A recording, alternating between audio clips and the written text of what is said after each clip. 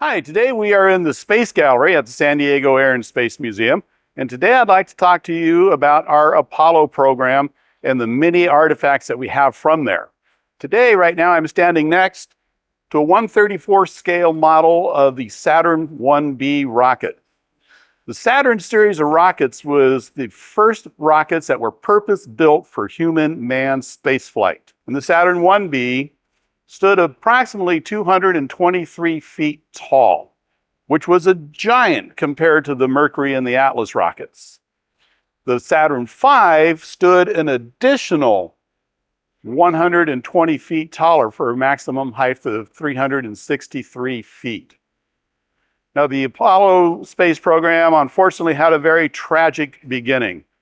In 1967, the crew of Apollo 1 was tragically killed on the launch pad during a plugs-out test before launch. So after the Apollo 1 fire, the next Apollo launches 2 through 6 were all unmanned.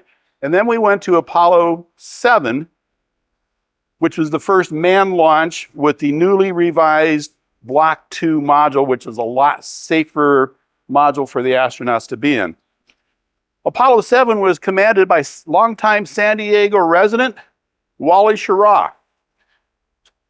Wally was one of the original Mercury 7 astronauts, also flew on Gemini, and being the first to fly now in Apollo, was the first to fly all 3 manned space missions. We have a lot of memorabilia from Wally's personal life in both military and space, and we have a piece of his Apollo 7 command module. Then Apollo 8. Apollo 8 was also flown by another longtime San Diego resident, that being Mr. Bill Anders. Here we have one of the training suits that was worn by Bill Anders. This is not his Apollo 8 suit. This is his training suit for when he was the backup pilot for Apollo 11. Now, Apollo 8 took us out to the moon.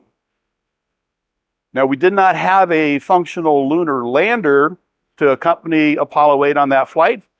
So Bill Anders, being the lunar lander pilot, took the very famous picture of Earthrise that you all may remember seeing that. Then we have the actual Apollo 9 command module, Gumdrop, and we will talk more about that in a separate video. We all remember those famous words spoken by Neil Armstrong. That's one small step for man, one giant leap for mankind, commemorating the Apollo 11 landing on the moon.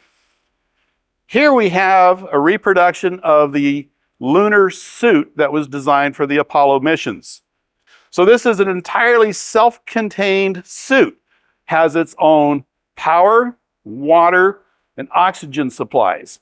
On Earth, this suit weighs 230 pounds, but on the moon, only 44 pounds. We don't have anything from Apollo 12. Next came Apollo 13.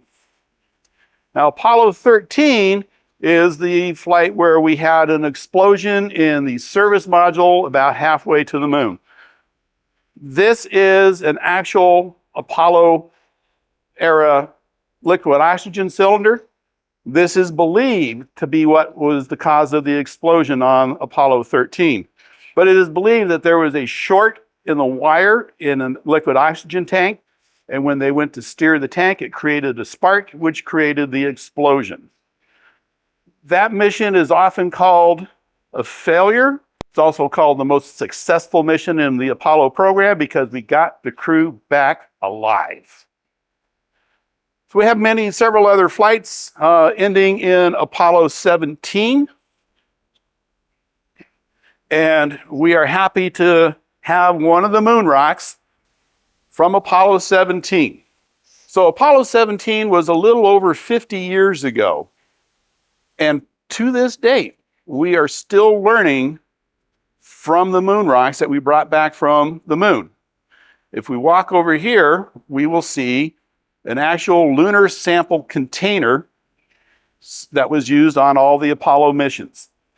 Apollo 17, they packed a lunar sample container full of rocks and core samples. sealed it up on the surface of the moon, brought it back to Earth. It was immediately taken from the command module to Houston, where it was sealed in another room.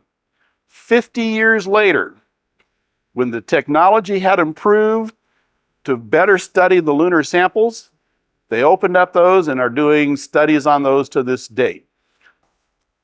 So thank you for watching, and we hope to see you here soon on your next visit to San Diego and the San Diego Air and Space Museum.